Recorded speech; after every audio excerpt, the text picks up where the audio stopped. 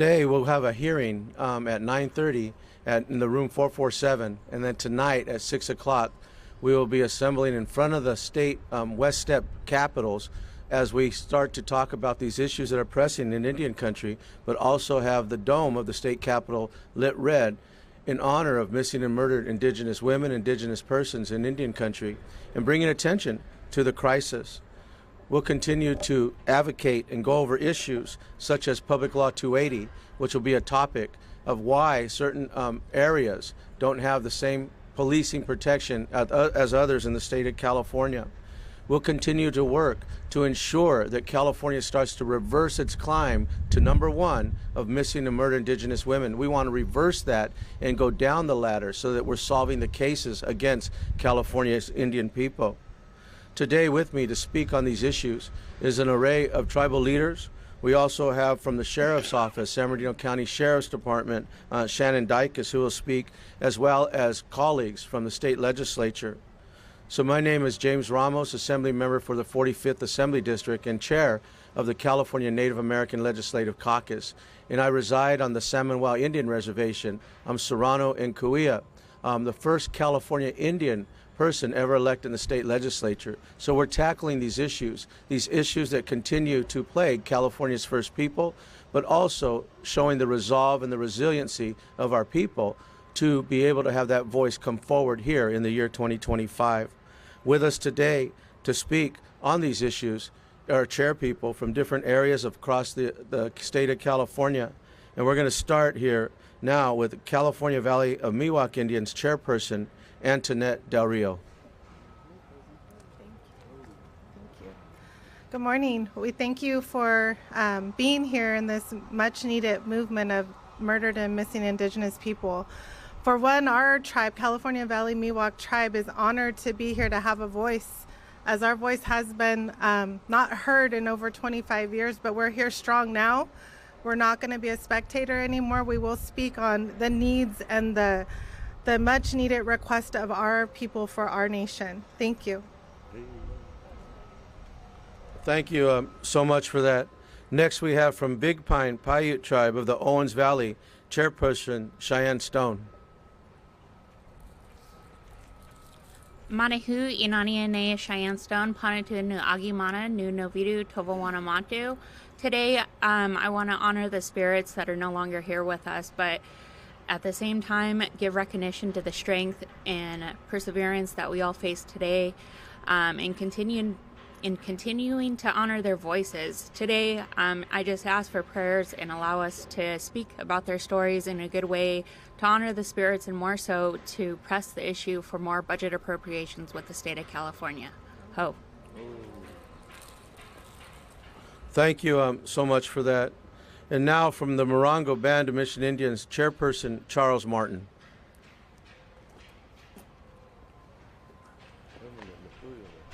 Good morning. We're talking about Assemblymember Ramos talked about reform. This should not be a reform. This should be something that the tribal communities should be able to use like every other community. I am from the Morongo Nation, and just recently we had a member, her name was Amy Porter, niece of former niece of my brother-in-law, granddaughter of a coach, one of my coaches many years ago. Again, this should not be a reform. This should be in place. Every tribal community should be able to reach out to the CHP just like every other community does when one of their relatives or loved one goes missing. So thank you for Assemblymember Ramos. Thank you for all the tribal leaders that are here. And we look forward to working with the state of California. And we hope that these reforms not only affect the state of California, but affect Indian tribes across the nation. Thank you. Thank you, Chairman. Next, we have from the Yurok Tribal Nation, Chairman Joe James. Thank you, Assemblymember Ramos. Good morning, Joe James, Yurok Tribal Chairman. I come from the village of Shregon, located on the lower Klamath River. Again, we're here to gather in solidarity, bring awareness, but most importantly is to bring direct action. When we see a lost loved one, from Indian country, whether it's a feather alert, whether it's local media, we all feel it. We all feel it. And again, We are coming together as a family to say no more. This is not tolerated. We love, we care, we love our people. Indian people, since the beginning of time, have always fought an uphill battle. And again, we as people, we are fighters. We're willing to combat this crisis. Again, it's a privilege and honor to be here on behalf of the Yurok tribe. Thank you. Thank you, Chairman. Thank you, Chairman. And next we have Chairman Potter from Redding Rancheria. Good morning, everybody. I'm Jack Potter Jr., Tribal Chairman of Redding Rancheria. And as I stand here, I think of the beginning of this state 176 years ago and those actions that were put on our people, the genocidal acts, the rape and the murders of our women. It is our women that hold the blood of our nations, the future generations of our people. And it's sad to think that these things are still happening to our people 176 years later. It's devastating because without our women, our nations cease to exist. They are the backbone of our nations. They are the ones that provide that next line of our people. And it's sad because all they do is they look at us as a natural resource. You hit a white man's cow, it's a crime. You can run over our deers and our squirrels and it's okay. And that's how they look at our people. Like there should be no charge or anything to happen because it's just an Indian person. And I'm glad that we have the voice, and like Assemblymember Ramos, we have somebody that's able to put this stuff on the table and bring it to light. And we've got to be there to stand and support because he's the only native in this house here. And we've got to have his back, and we've got to get more of our people in there to expand that voice and make it be heard even louder. So thank you, and I thank you, Assemblymember Ramos.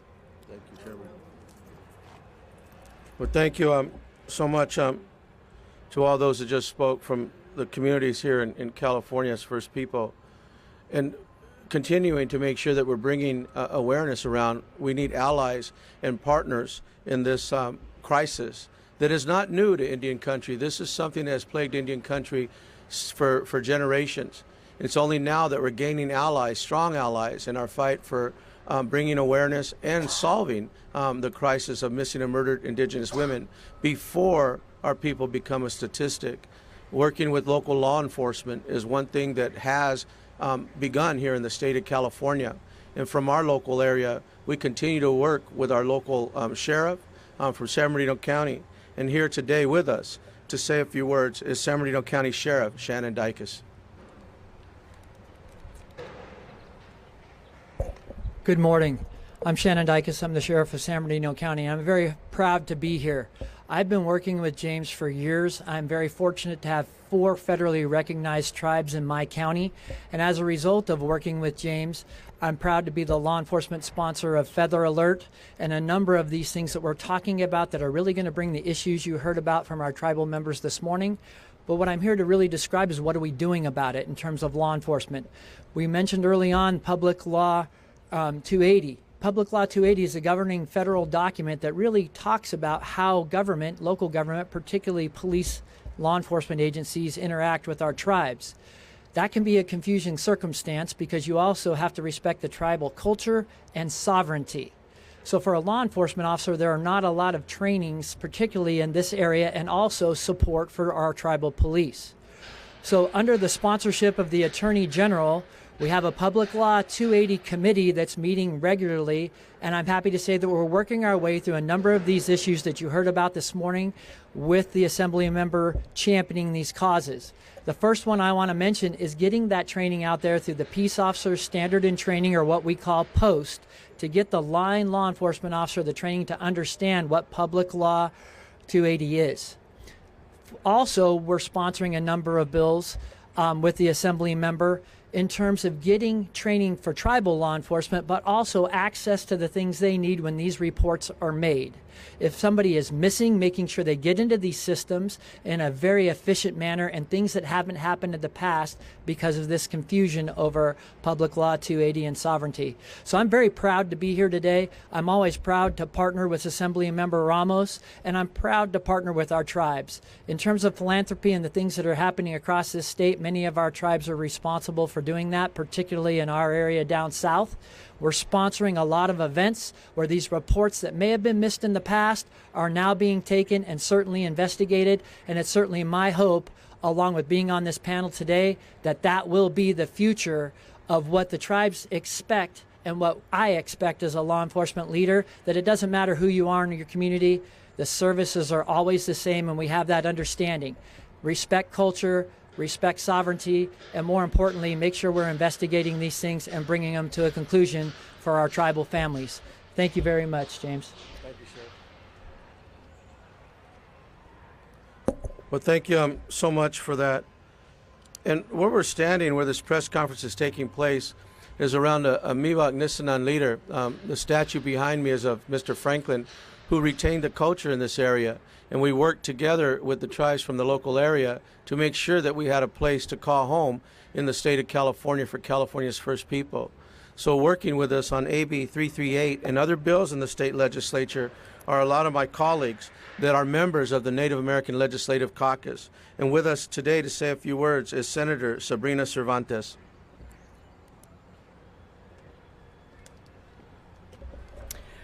Good morning. I am State Senator Sabrina Cervantes, proudly representing the 31st Senate District in the Inland Empire.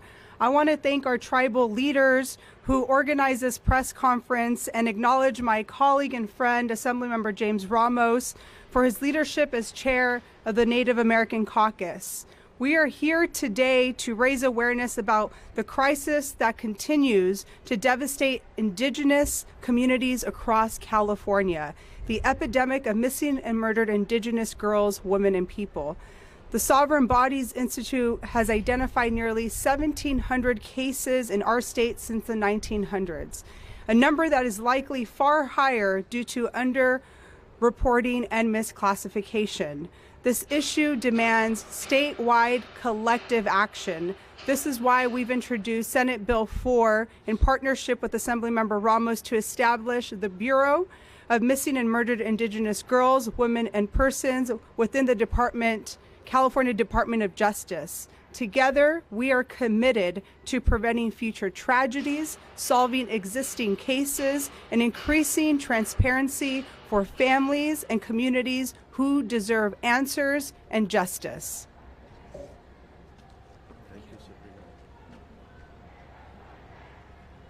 Thank you so much for that. Next, we have Senator Laura Richardson.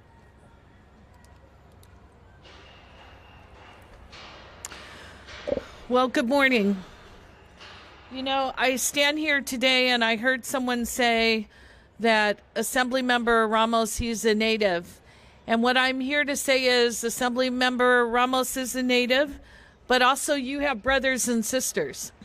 And those brothers and sisters are important because we need to work together to make the progress that has to happen here.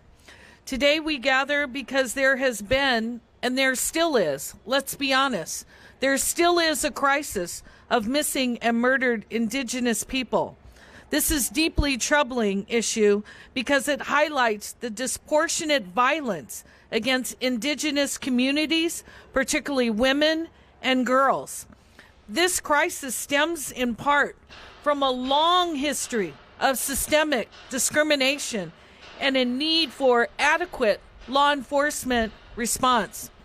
I'm glad the sheriff is here today, but to me, when I look at the public law, I don't understand what the issue is.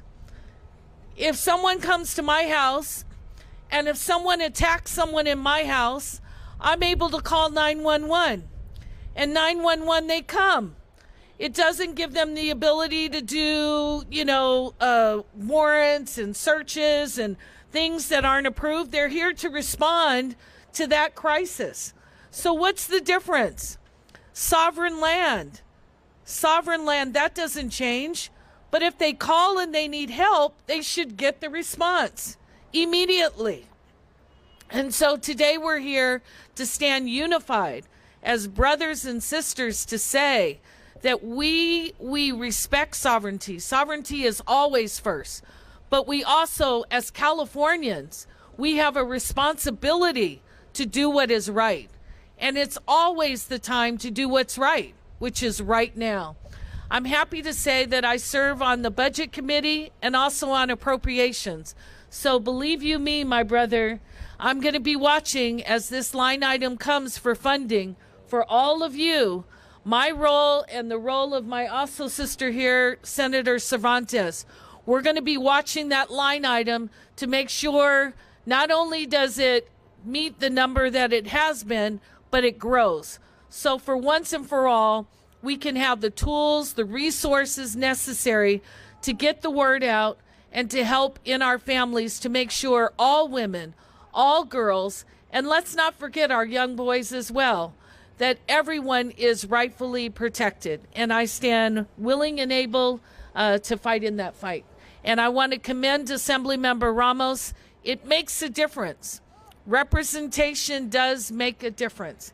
And we're so glad that you're here. You're leading the charge, and we're ready to be your friendly lieutenants and allies to work to get the job done. Thank you so much. Thank you, Senator. Well, thank you so much, Senator, for those commitments and the workability to continue to work and to raise the issue within the legislature itself from within. Next, we'll hear from Assemblymember Robert Garcia.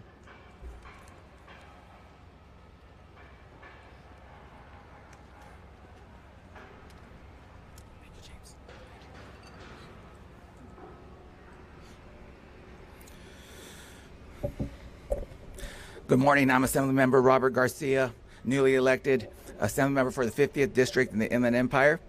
And I want to be quite honest, I am new to learning about this crisis, and so I do want to thank Assemblymember Ramos for educating me and continuing to educate others about this important crisis. Today, we are here to bring awareness to this urgent issue of missing and murdered Indigenous people regarding the disproportionate occurrence of violence among Native people, particularly women and youth. And so I've had the honor of joining the Select Committee on Native American Affairs under the leadership of Chair Ramos. And I look forward to working with my colleagues to support Indigenous tribes and lands and addressing the issue of missing and murdered Indigenous people. So thank you for everyone for your work this week to educate the Capital community like myself. And I thank you for your time. Thank you. Thank you, Senator. Thank you so much. We also have with us a representative from Congressperson Matsu. This issue is something that continues to gain momentum here in the state of California. And again, this issue is nothing new. This is something that has plagued Indian reservations and tribal communities for a long time, for generations. What's new is that we're gaining allies in this fight for bringing awareness around and solving crimes against Native American people here in the state of California. Allies in the legislature, allies in law enforcement. But we also have allies within the California Highway Patrol with Commissioner DeRay, ensuring that the Feather Alert is something that continues to be activated. We look for the day that those Feather Alerts would not have to be activated. But yet, California remains in the top 10 of states of not even investigating murders against California Indian people. And the harm against our women and our tribal youth continues to rise above the statistics of others in the state of California. It's time that we start to bring awareness around these issues. The Select Committee on Native American Affairs will be having its first hearing today at 9:30 in room 447, where we'll address these issues that we talked about here today. The panels will discuss firsthand experience, but also what is happening in the state of California and how the legislature can do a better job at making sure that those voices are being heard. We continue to raise that awareness that will also be raised tonight at 6 o'clock on the West Steps, where the dome of the Capitol building, will be lit red in honor of missing and murdered Indigenous people. And also, we want to make sure that those families that are out there going through these different crises know that you're not alone, that we're standing side by side with you, trying to get you the resources that you drastically need. We continue to raise that voice here at the state capitol from within the halls of the legislature to ensure that California's first people truly do have a voice when it comes to public safety. Thank you for attending this press conference.